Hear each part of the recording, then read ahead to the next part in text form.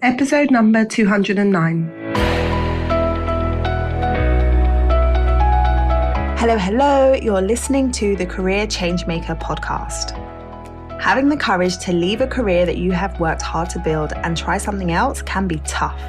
So in each episode, we dive into key career change strategies so that you have a clear understanding of what is required to transition into a new role or a new industry without feeling like you have to start at the bottom or have to take a massive pay cut, because #ain't nobody got time for that. If you are ready for frank and honest discussions about how to become a career change maker, keep listening.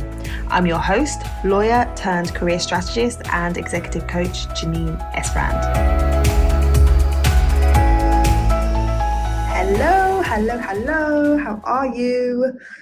I hope you are doing well. I am jumping on today to talk to you about 3 things that you need to stop doing to secure a more senior position quickly. So if you are somebody who is looking to make a move up in your current organization, or whether you want to secure a more senior role externally, then lean in to what I'm going to talk about today. The reason why I want to talk about this topic is I see people making these mistakes all of the time.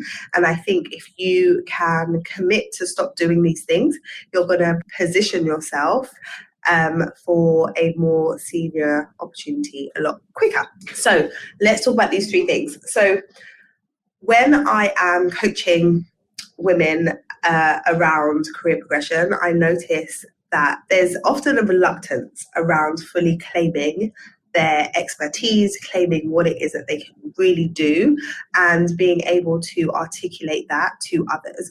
There is this feeling that we need to be more modest, or we don't want to come across as arrogant. And those things can be valid in certain situations, but often the people who are saying that they don't want to come across as arrogant, they have so much to talk about, they have so much to share. And if they were to share, it wouldn't come across as arrogant, it would just be a case of stating facts when it comes to the contribution that they've been able to make, or the difference that they've been able to bring about within their teams or within organizations. So it is my goal to really support women with advocating for themselves more and showing up and talking about what it is that they can do, because it opens the pathway for them to be able to make more impact when they're sitting in the right kinds of seats. So I'm going to talk about 3 different things. So the first thing is big, and this happens at every level. So yes, it happens when women are in mid-management and wanting to go to senior levels, but it also happens lower down when people are in the early stages of their careers. And that is thinking that your work speaks for itself. The number one thing that you need to stop doing is thinking that your work speaks for itself. What I mean by that is many people will just be doing the work that they have been paid to do, and work that they haven't quite been paid to do, and just expect that the work will speak for itself. So if you work hard, if you show up, if you're producing, if you're hitting your targets, then obviously you are setting yourself up for promotion because you're doing the work. So the next step will be that you'll get acknowledged, you'll get recognized, and therefore you'll get promoted. It doesn't always work that way. And the reason why it doesn't always work that way is you may be doing the work, but is the work that you're doing and the impact that you're making visible to those that it needs to be visible to? This is one thing just doing the work, but it's another thing knowing that that work is being seen and recognized and it's being noticed for the value that you're bringing. It's almost like, if you're in the desert, there could be water in the desert, right? But if no one knows where the water is, it isn't helpful to the person that's thirsty. So when you're doing the work, don't just think that I just need to do it and they will notice. Like, my manager will know that I did that thing. My manager will recognize that I got good feedback from the client. They may not. If you realize that everybody's busy and everybody's focused on their own things, they may not notice what it is that you've been doing. And so it's important for you to speak for your work. It's important for you to be able to talk about not only what you did, but the value that you've been able to bring. And also, if you're looking to move into a senior position, you need to be thinking about how does the business measure success? So at the senior level, we're thinking about strategy.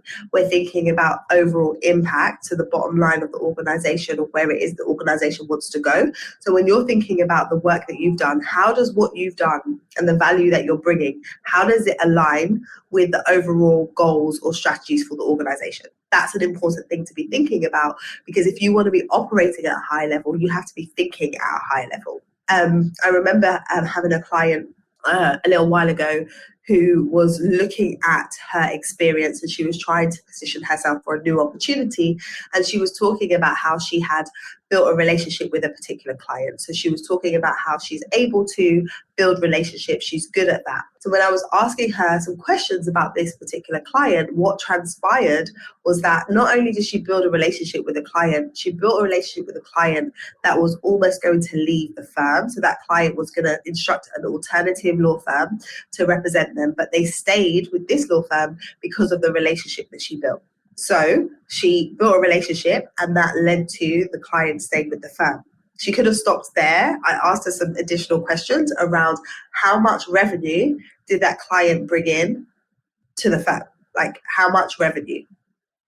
And then she went on to tell me that over the course of a couple of years, from the time that she kind of had the client decide to stay with the firm to present day, that the firm had billed £150,000 to that client.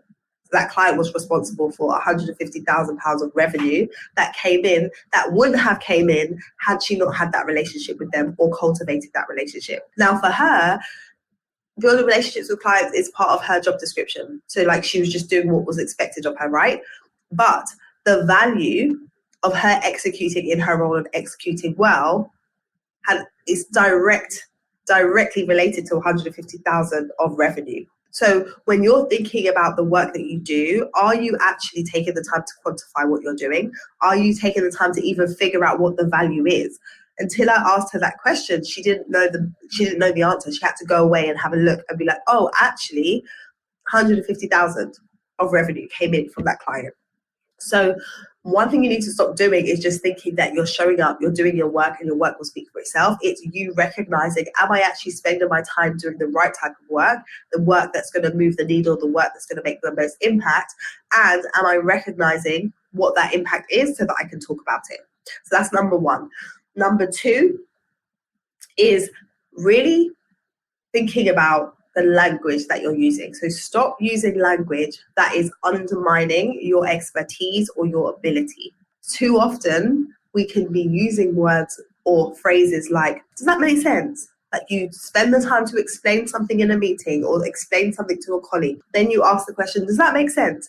When you do that, what that does is it plants seeds of doubt in the person's mind as to whether or not you're confident about what it is that you're saying.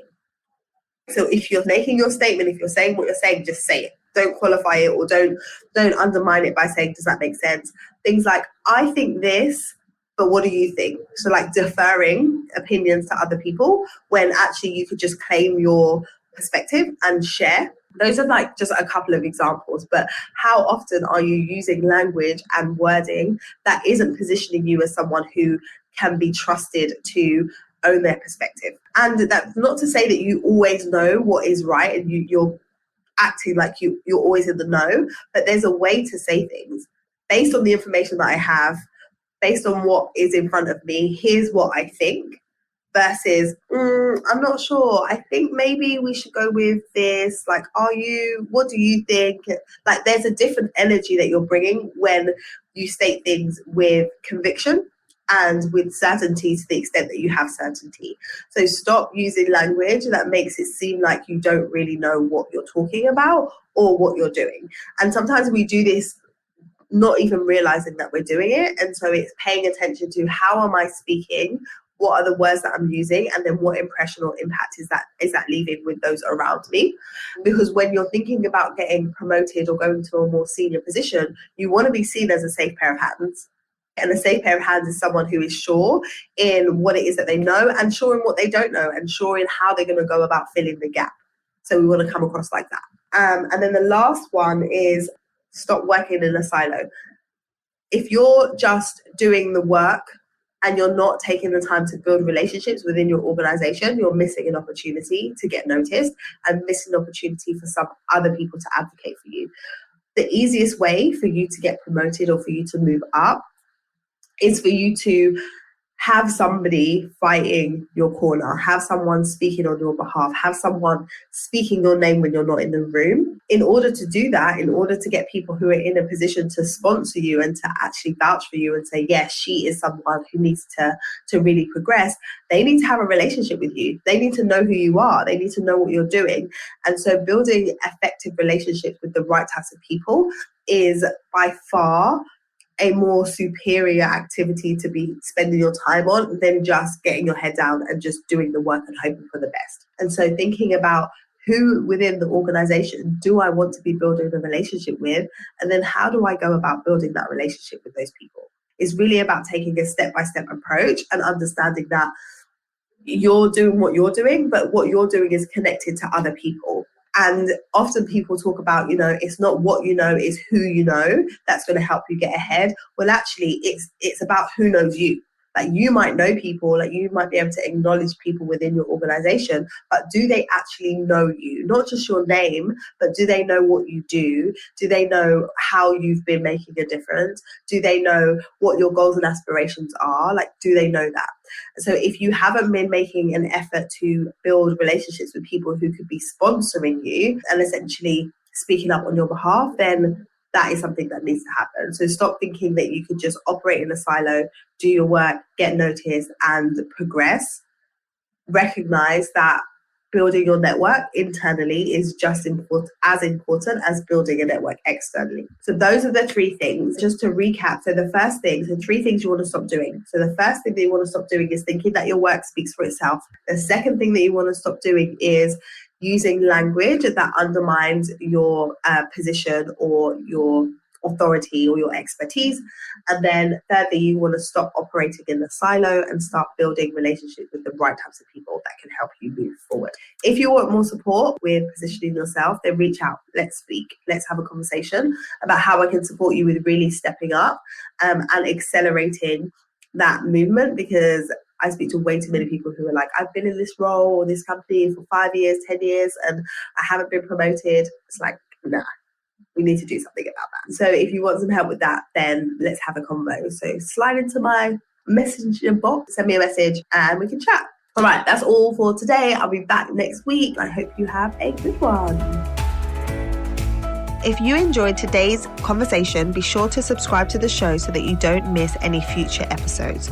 Also, I would love to know what your biggest takeaway has been from today's episode. Come over and join us in our Career Changemakers community over on LinkedIn so that you can join the conversation there. Head over to lightbotscoaching.com/community and it will take you right to the group.